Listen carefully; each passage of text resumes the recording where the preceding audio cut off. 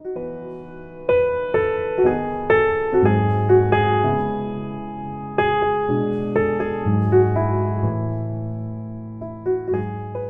우리가 읽은 시편 23편의 말씀은 너무나 유명한 말씀입니다. 믿는 우리 그리스도인들이 너무나 좋아하는 그런 말씀이고 이렇게 많이 암송하는 또 구절이지요.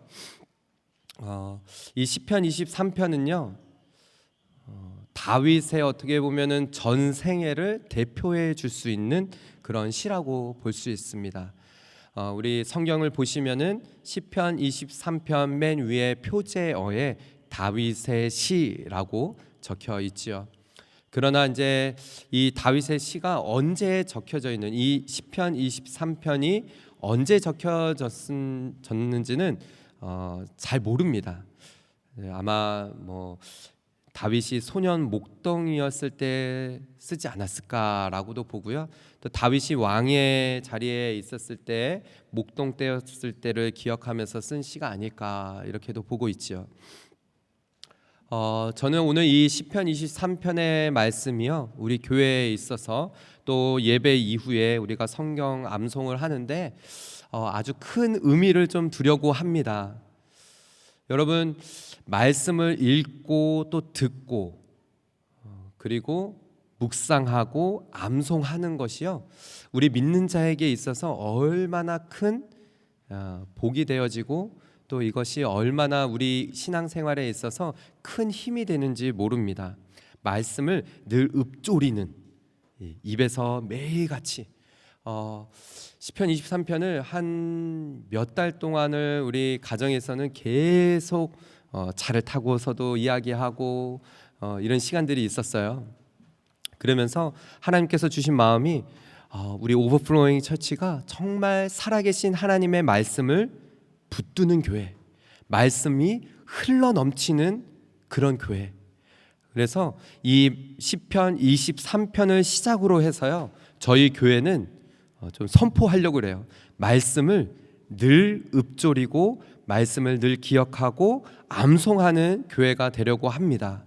그래서 그렇게 말씀을 늘 우리 가까이에 두었을 때 정말로 우리들의 삶에 어떠한 일이 일어나는지 이것을 좀 우리가 확인하고 좀 세상 사람들에게 좀 보여줬으면 좋겠습니다. 보여질 수 있는 그런 교회가 되기를 소망합니다.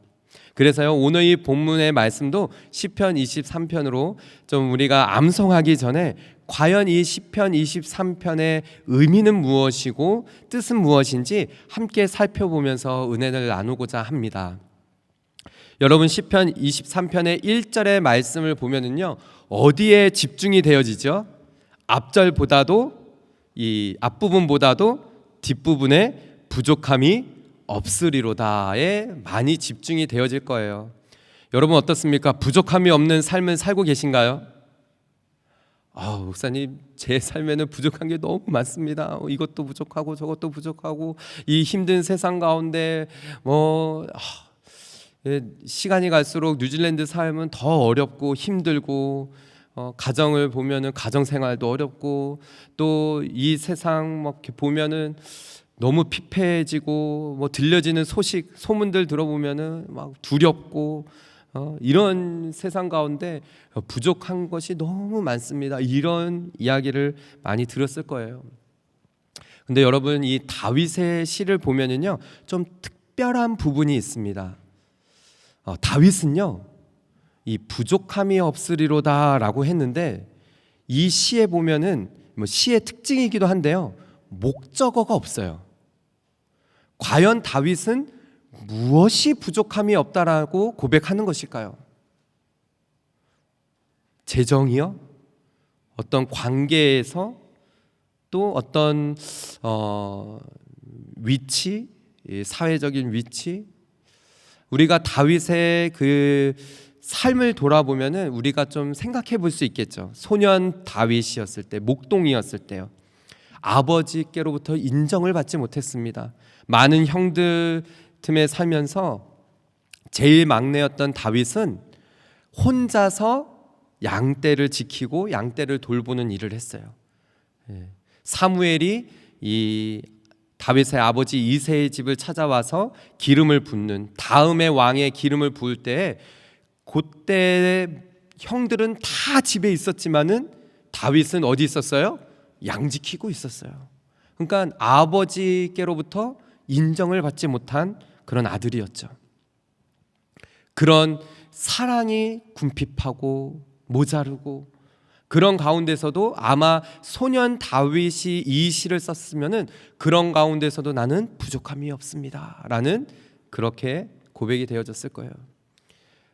다윗이 왕자리에 오르기 전에 사울의 그런 그 위험 가운데 피하면서 동굴에 피하고, 목숨을 생각해 보세요. 한 나라의 왕이 자기를 죽이려고 막 쫓아오는 그 가운데서도 만약에 이 고백을 했더라면은 나는 그런 가운데서도 하나님 부족함이 없습니다.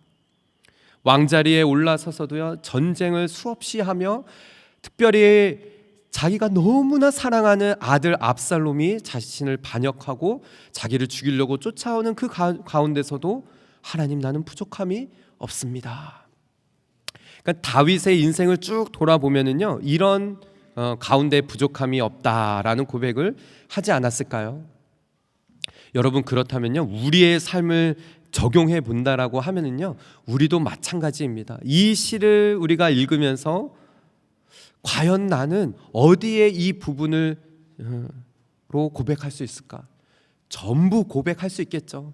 우리 가정이 재정적으로 힘들고 어려울지라도 여호와 하나님이 나의 목자 되심으로 인하여서 우리 가정은 전혀 부족함이 없습니다. 관계에 힘들고 어렵고 지치고 외롭고 슬프고 그런 가운데에서도 여호와 하나님 나의 목자 되시기 때문에 나는 전혀 부족함이 없습니다. 그런 고백이 될 수 있겠죠.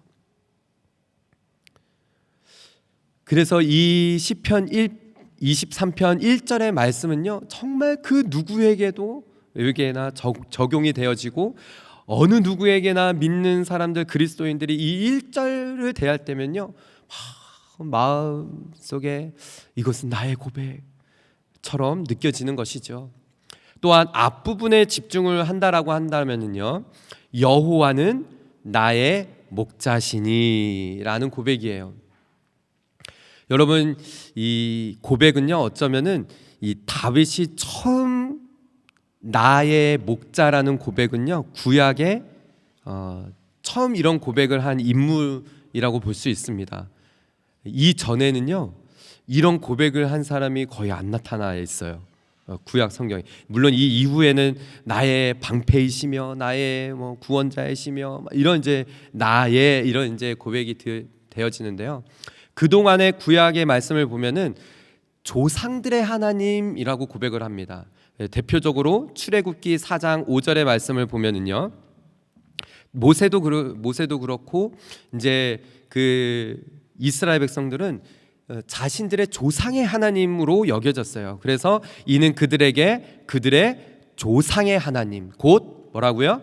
아브라함의 하나님, 이삭의 하나님, 야곱의 하나님, 여호와가 내게 나타난 줄 믿게 하려 함이라. 그러니까 나의 하나님이 아니라 내 조상의 하나님. 우리도 그런 분 계시죠?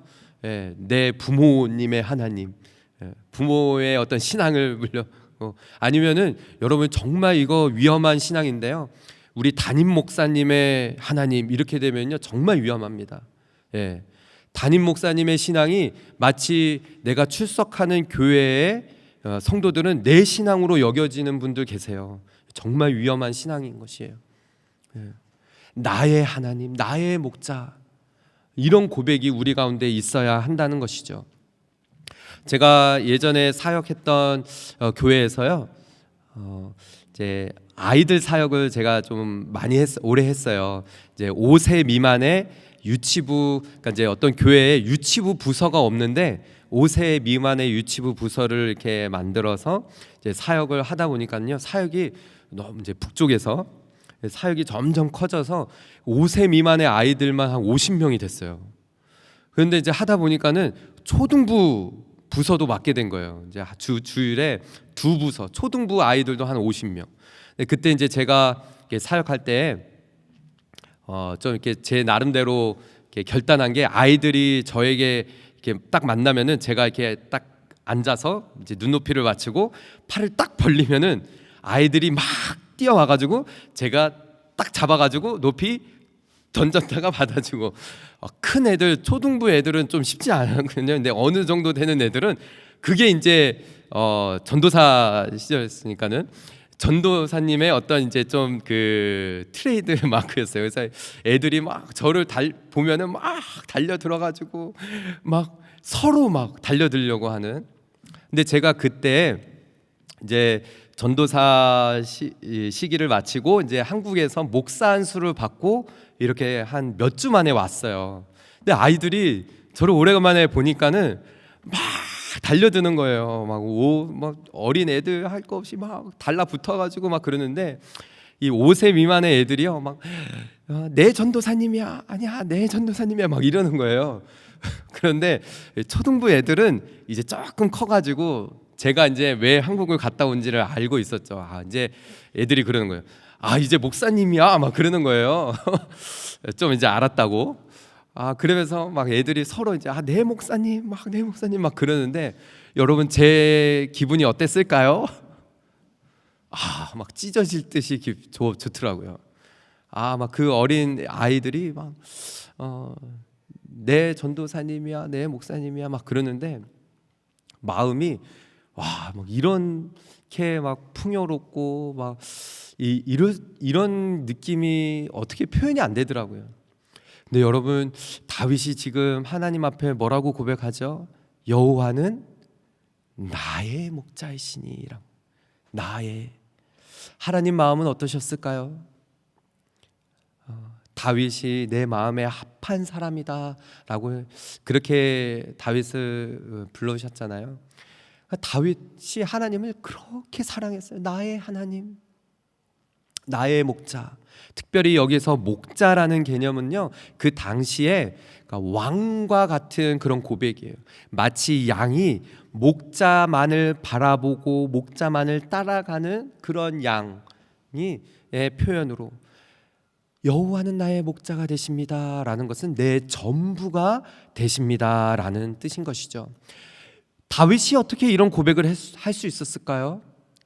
아까 전에 말씀드렸던 것처럼 다윗은 목동이었습니다. 양떼를 지키는 목동.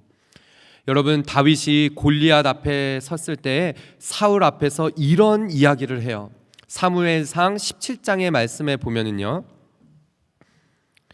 다윗이 사울에게 말하되, 주의 종이 아버지의 양을 지킬 때 사자나 곰이 와서 양떼의 새끼를 물어가면 내가 따라가서 그것을 치고 그 입에서 새끼를 건져내었고, 그것이 일어나 나를 해하고자 하면 내가 그 수염을 잡고 그것을 쳐 죽였나이다 라고 해요. 정말 놀라운 이야기 아닙니까? 지금 다윗은 이때가 몇 살 때였을까요? 10대였어요. 10대. 10대 때 아버지의 그 양을 지킬 때 사자나 곰이 그 양 새끼를 물어가면은 가만히 있지 않았다라는 거예요.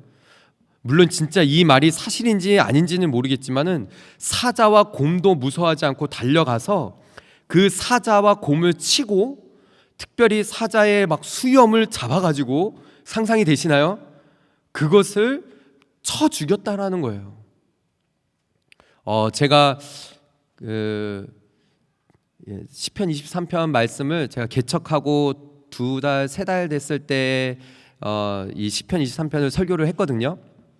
그런데 그때는 이제 제가 사진을 좀 가지고 왔는데 제가 깜빡을 했어요. 제가 잊지 못할 그 박물관에 그림이 하나 있는데, 호주에 있는 박물관에요, 제가 그 그림 앞에서 진짜 한 꽤 오래 서 있었던 것 같아요. 다윗이 사자를 발 아래에 두고 그 큰 사자를 발로 밟고 새끼 양을 어깨에다가 들쳐매고 사자를 밟아 이기는 그런 그림이 그 앞에 딱 이렇게 박물관 안에 있었는데, 그 앞에서 막 묵상이 되어지더라고요.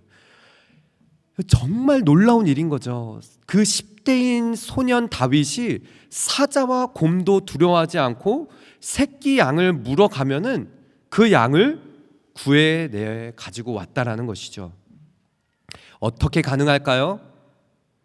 자기에게 맡겨진 양을 목숨을 걸고 지켰다라는 거예요.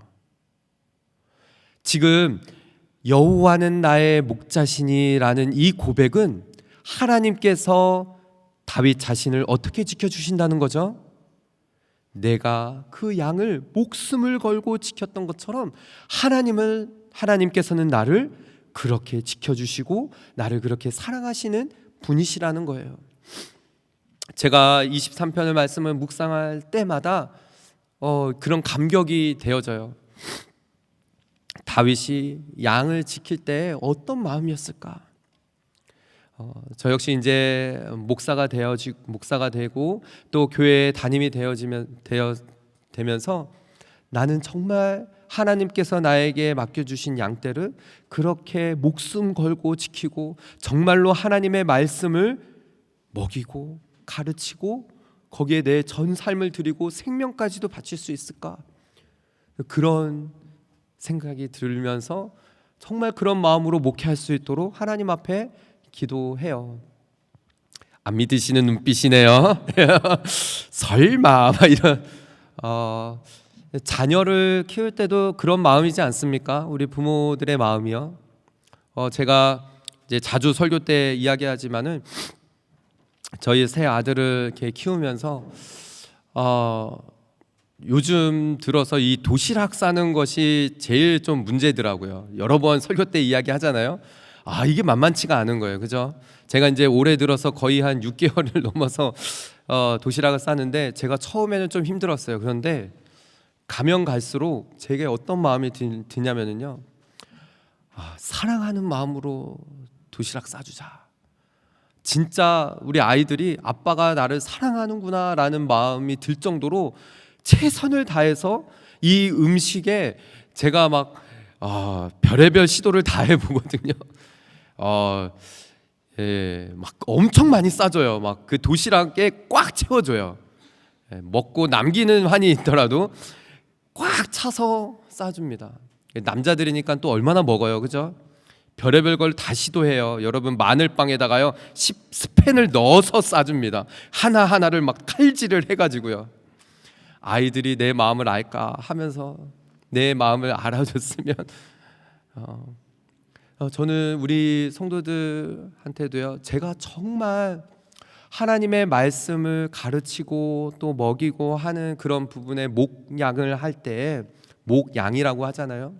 정말 양떼를 지키고 누군가가 정말 사자와 곰이 물어간다라고 하면은 내 목숨을 다 걸고서라도 다시 구해내 올 수 있는 그런 마음으로 목회할 수 있도록.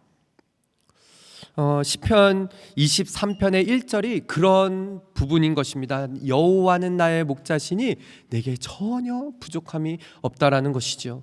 여러분, 이런 고백을 하는 사람들에게요, 어떤 축복이 있을까요?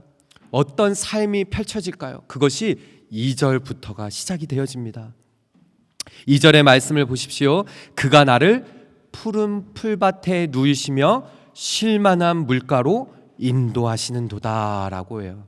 다윗이요, 그 힘들고 어렵고 외롭고 고난 가운데서도 자기 자신을 하나님께서는 쉴만한 물가로 인도하시는 분이시라는 거예요. 여러분, 이런 고백을 하는 자들에게 있어서는요, 하나님께서 쉼과 안식을 허락하십니다. 쉴만한 물가로요. 여러분, 물가에 심겨진 나무는 어떠한 특징이 있을까요? 그 나무들은요, 가지가 무성하고 열매를 많이 맺는 그런 특징들이 있어요. 야곱도 요셉을 축복할 때요, 어떻게 축복했냐면요, 창세기 49장에 야곱이 그 노년에 자녀들을 다 모아놓고 축복을 하는데 요셉에게 이런 축복을 합니다. 요셉은 무성한 가지다. 무성한 가지라는 거예요. 마치 곧 샘 곁에 물가에 있는 나무처럼, 무성한 가지처럼, 그 가지가 담을 넘어서는 것처럼 그런 풍성한 나무라는 것이죠. 그런 축복을 야곱이 요셉에게 해줬어요. 여러분 시편 1편 3절의 말씀에 보면은요, 시편 1편은 우리가 이제 금요 기도회 때마다 시편 말씀을 한 절 한 절씩 한 장 한 장씩 보는데, 시편은 복 있는 사람이 어떠한 사람인지를 말해주고 있어요. 복 있는 사람은 악인들의 꾀를 따르지 아니하고 죄인들의 길에 서지 아니하며 오만한 자들의 자리에 앉지 아니하고 오직 여호와의 율법을 즐거워하여 그의 율법을 주야로 묵상하는 도다라고 해놓고 3절에 그는 시냇가에 심은 나무가 철을 따라 열매를 맺으며 그 잎사귀가 마르지 않는 함 같다라는 거예요. 그래서 그가 하는 일이 모두 어떻다라는 것입니까? 다 형통하다라는 거예요.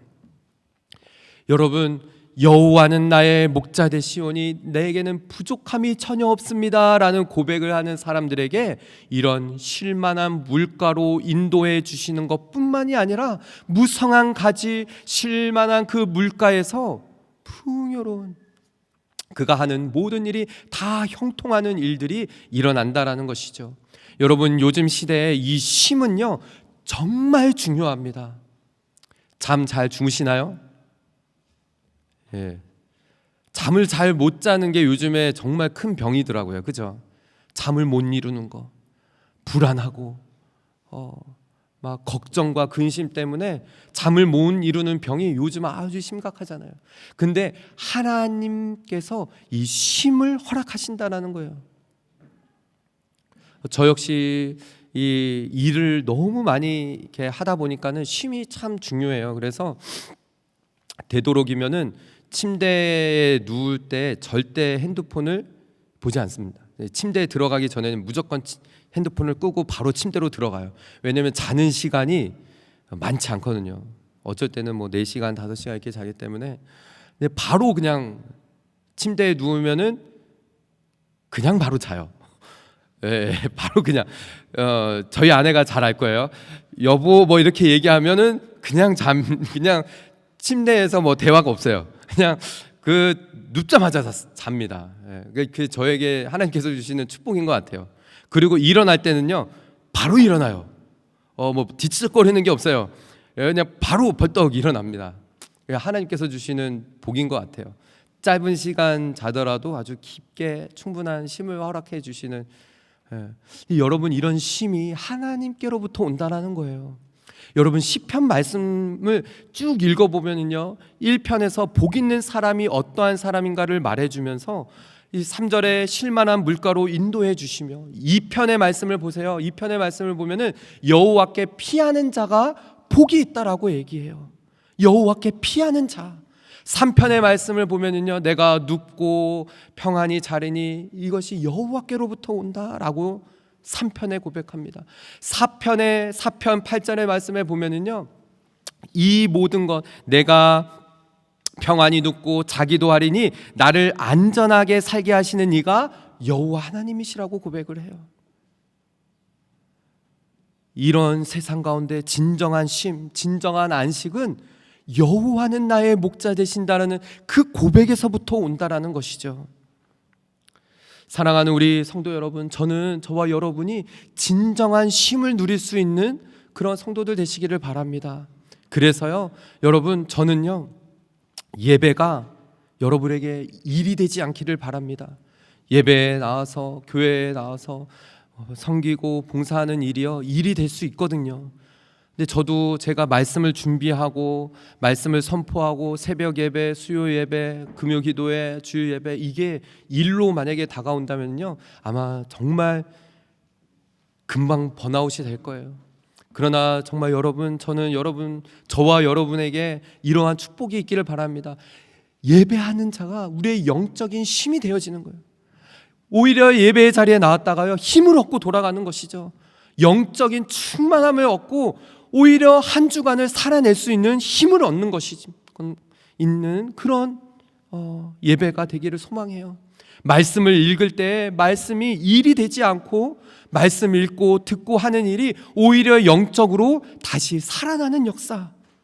그래서요 시편 23편 3절의 말씀을 보십시오. 내 영혼을 소생시키시고예요.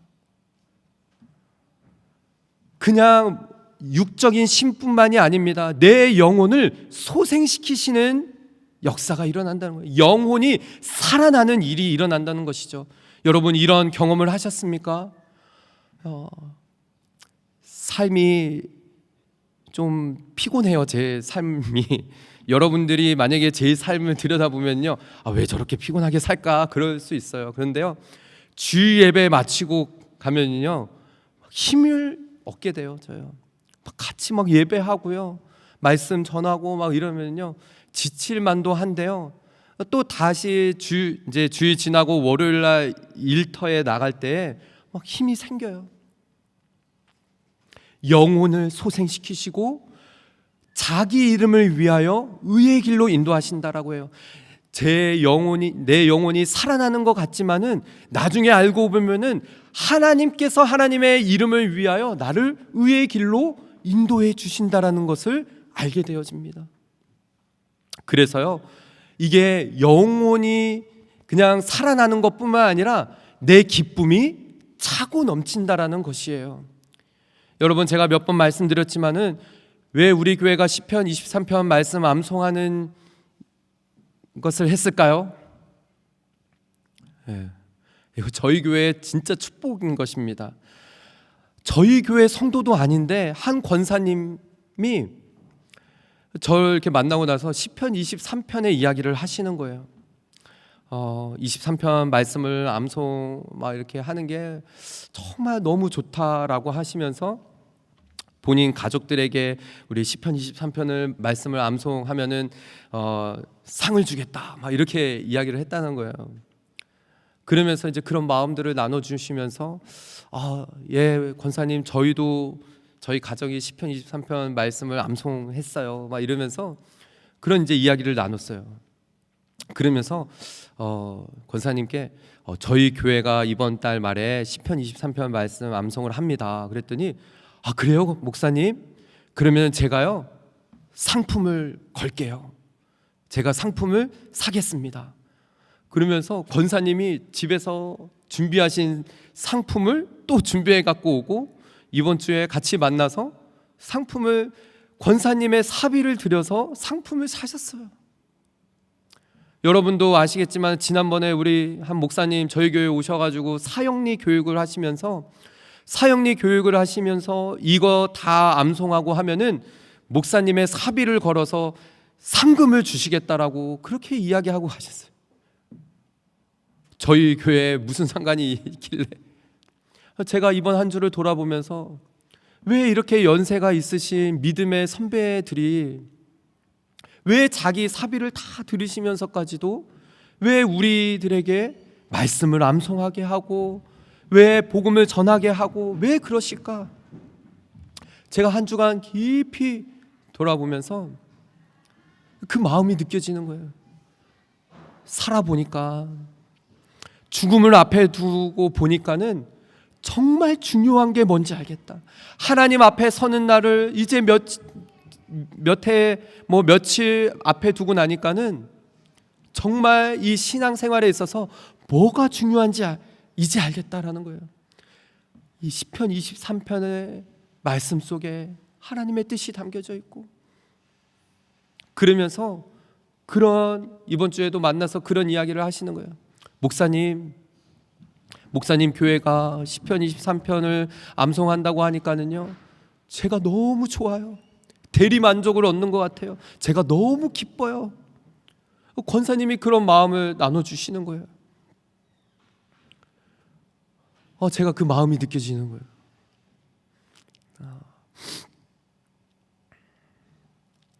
여러분, 인생을 살아가다 보니 그 믿음의 선배들이 중요한 게 뭔지를 알고 우리들에게 그 마음을 나눠주는 것이죠. 그래서 지금 오늘 이 시편 23편의 다윗도 그의 인생 가운데 힘들고 어렵고 마치 사망의 음침한 골짜기 다니는 그때에도 하나님께서 나와 함께 하신다라는 이 고백을 4절과 5절에 하는 것입니다. 우리 4절과 5절 함께 읽어볼까요? 시작. 지만 골짜기로 다닐지라도 해를 두려워하지 않을 것은 주께서 나와 함께 하심이라. 주의 지팡이와 막대기가 나를 안위하시나이다. 주께서 내 원수의 목전에서 내게 상을 차려주시고 기름을 내 머리에 부으셨으니 내 잔이 넘치나이다. 아멘.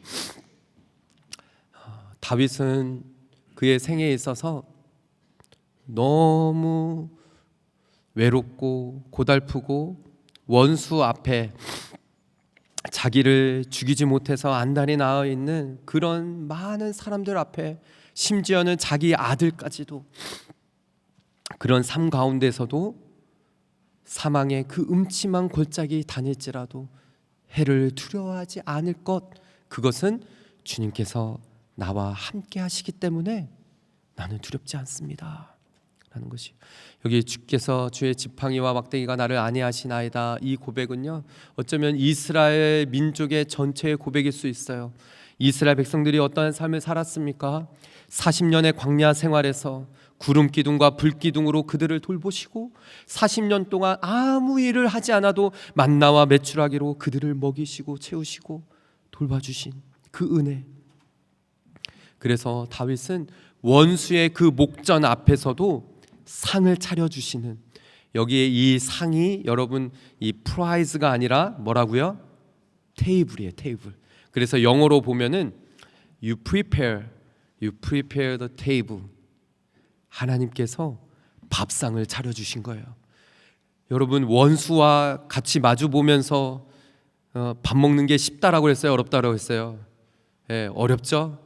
그럼에도 불구하고 하나님께서는 그 원수 앞에서도 평안한 마음을 다윗에게 허락하여 주시면서 그 앞에서 밥상을 차려주시고 기름을 다윗에게 쏟아 부어주시는데 그 기름이 그 오버플로우 되어지는 거예요.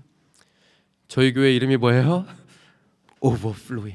지난번에도 설교했던 것처럼 여러분 계속 나누고 계속 베푸는데도 어떻게 계속 넘쳐날 수 있겠습니까? 하나님께서 계속 부어주시기 때문에 아무리 나누고 베풀고 해도 부어주시는 하나님이 계시기 때문에 오버플로잉이 되어지는 것이죠.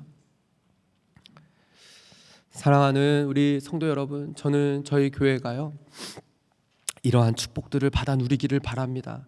나의 목자 되신 우리 주 예수 그리스도, 우리 주 하나님, 그 고백, 하나님이 나와 함께 하시면 나는 부족함이 전혀 없습니다, 이런 고백을 할 때에 힘을 주시고 평안함을 허락하시며 영혼을 소생시키시고 두려워하지 아니하는, 지난번에 말씀드렸던 것처럼 사망으로 우겨쌈을 당하여도 전혀, 답답한 일을 당하여도 또 박해를 당하여도 거꾸리 틈을 당할지라도 상황과 환경이 나를 완전히 지배할지라도 나는 전혀 흔들림 없이 하나님 앞에 내 평생에 주님만 따르겠습니다, 이 고백이 우리 가운데 있어야 할 줄 믿습니다. 다윗이 그래서 6절에 이 고백을 하는 거예요. 내 평생에 주의 선하심과 인자하심이 반드시 나를 따르느니 내가 여호와의 집에 영원히 살리로다 라고요. 어떤 일이 있어도 나는 주님 떠날 수 없습니다 라는 고백인 것이에요. 제가 시편 23편 교회 개척하고 얼마 되지 않았을 때 이 설교를 할 때요, 진짜 성도들 한 3분 4분 앉혀놓고 설교할 때요, 제가 이 시편 23편의 사투리 버전을 좀 했어요. 근데 오늘은 다는 못하겠고, 저는 서울 사람이거든요. 근데 그래도 이제 부모님이 경상도 이제 그 피가 있어서 경상도 사투리만 좀 한번 해보겠습니다. 마 하나님이 내 목자 아이가 내 삼아 답답할 기 눈꽃만치도 없는지라. 시퍼런 풀구덩이 내 디비지고 저 썬썬한 또랑가로 넬로 땡기신데이. 내 정신 챙기시사 웃자든지 옳게 살아 가심은 다 지 체면 때문이라 안카나. 내 삼아 죽을 뻔한 골짜구디 컴컴한 데서도 간띠 확 부어가 땡길 수 있는 기 그의 백이 참마로 여간 아인기라.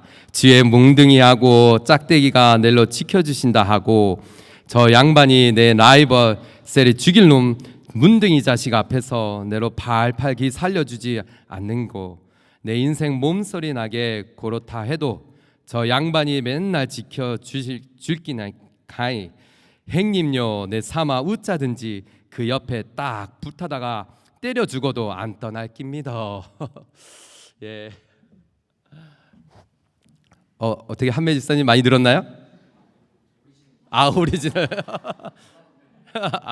근데 그래도 지난번에 한번 들으셨으니까. 뭐 평안도 사투리도 있고요, 뭐 전라도 사투리도 있고 그렇더라고요.